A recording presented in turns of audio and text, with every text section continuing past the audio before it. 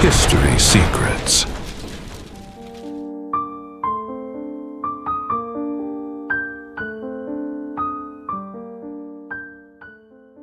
Il existe une question qui revient sans cesse dans les débats sur les inégalités sociales.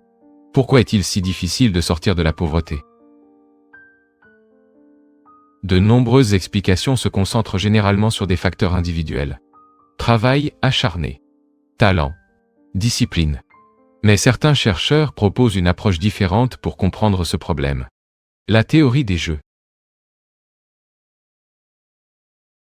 La théorie des jeux analyse comment les individus prennent des décisions lorsqu'ils sont insérés dans des systèmes d'incitation. Elle montre que de nombreux choix humains ne dépendent pas uniquement de la volonté individuelle, mais aussi de l'environnement social dans lequel la personne est insérée.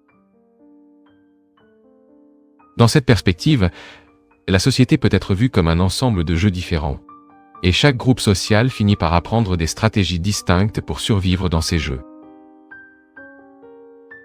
Dans de nombreux contextes, les personnes à faible revenu vivent dans des environnements où la principale stratégie de survie est d'obéir à l'autorité. Chef, police, institution. Remettre en question ces structures peut entraîner des conséquences immédiates et dangereuses. Pour cette raison, les comportements valorisés dans ce contexte sont souvent différents de ceux valorisés dans des environnements plus privilégiés. Vivre les règles, éviter les conflits, s'adapter rapidement aux ordres reçus, ces compétences peuvent être essentielles pour maintenir la stabilité dans des situations de vulnérabilité. En revanche, dans des contextes de plus grande sécurité économique, le jeu change à un seul. Les personnes disposant de plus de ressources évoluent souvent dans des environnements où la négociation et le débat sont valorisés. Au lieu d'obéir simplement, on attend de l'individu qu'il argumente, qu'il questionne, qu'il négocie les décisions. Ces différences finissent même par influencer la manière dont les familles éduquent leurs enfants. Dans des environnements plus vulnérables, de nombreux parents privilégient l'apprentissage de l'obéissance. Respecter l'autorité, éviter les problèmes, maintenir la stabilité. Dans des familles bénéficiant d'une plus grande sécurité économique, l'éducation peut mettre l'accent sur d'autres compétences. Débattre, confiance en soi, capacité d'argumentation, négociation. Aucune de ces stratégies n'est nécessairement bonne ou mauvaise. Chacune représente une adaptation rationnelle à l'environnement social dans lequel la famille évolue. Le problème apparaît lorsque ces stratégies produisent, au fil du temps, des trajectoires sociales très différentes. Les enfants élevés pour obéir peuvent avoir plus de difficultés dans des environnements qui exigent de négocier, tandis que les enfants entraînés à argumenter peuvent se sentir plus à l'aise dans des institutions compétitives. Ce type de dynamique aide à comprendre pourquoi les structures sociales peuvent devenir très rigides. Même lorsque des individus souhaitent changer de position sociale, les incitations autour d'eux peuvent rendre ce changement difficile. De plus, sortir d'un environnement social implique souvent des risques significatifs. Quitter une communauté, migrer vers un autre pays, entrer dans des environnements inconnus. Ces décisions peuvent offrir des opportunités, mais elles peuvent aussi générer des pertes et des incertitudes.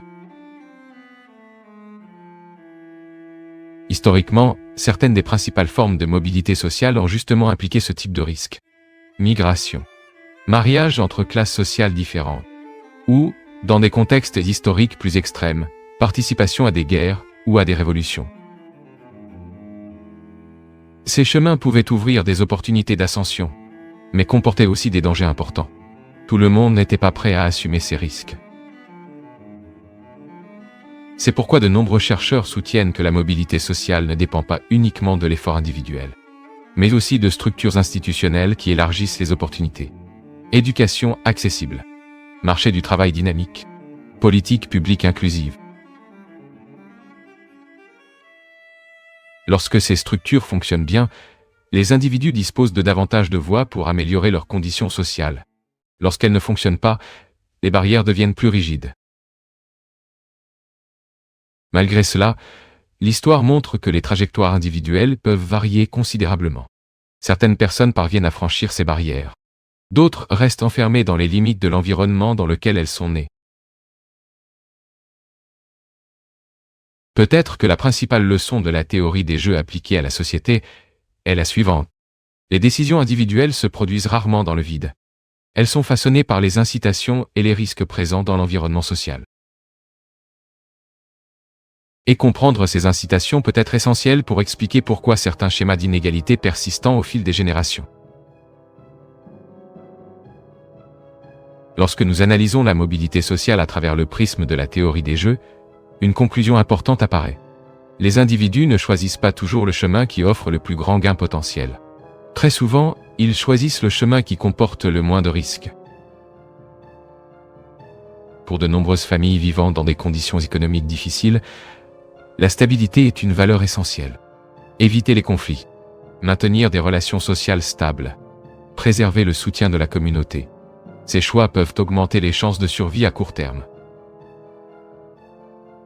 Mais en même temps, ils peuvent limiter les opportunités de transformation sociale à long terme. Car de nombreux chemins d'ascension exigent précisément l'inverse. Ils exigent du risque. Un exemple historique classique est la migration. Au fil de l'histoire, des millions de personnes ont quitté leur communauté d'origine à la recherche de nouvelles opportunités. Elles ont changé de pays, changé de culture, changé complètement d'environnement social. Cette décision peut ouvrir des portes, mais elle implique aussi des incertitudes profondes. Éloignement de la famille, choc culturel, possibilité d'échec. C'est pourquoi tout le monde n'est pas prêt à prendre ce type de décision. Un autre chemin historique de mobilité sociale a été le mariage entre différentes positions sociales. Dans de nombreuses sociétés, les alliances familiales étaient utilisées pour améliorer la position économique ou le statut. Ce type de stratégie apparaît dans de nombreux systèmes sociaux au fil de l'histoire. Il a également existé d'autres mécanismes plus dramatiques.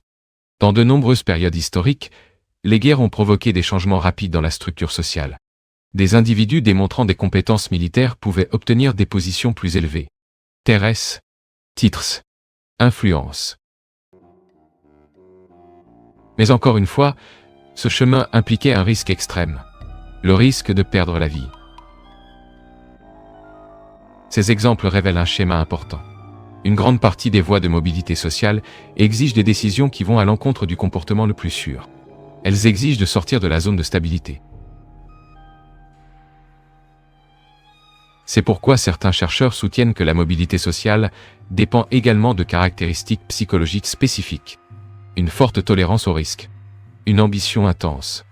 Une disposition à affronter l'incertitude. Ces caractéristiques ne sont pas réparties de manière égale dans la population. De nombreuses personnes préfèrent la stabilité, la sécurité, la continuité avec la communauté dans laquelle elles ont grandi. Cette préférence n'est pas irrationnelle. Au contraire, dans de nombreux contextes, elle représente la stratégie la plus prudente. C'est précisément pour cette raison que les systèmes sociaux peuvent devenir très stables au fil du temps.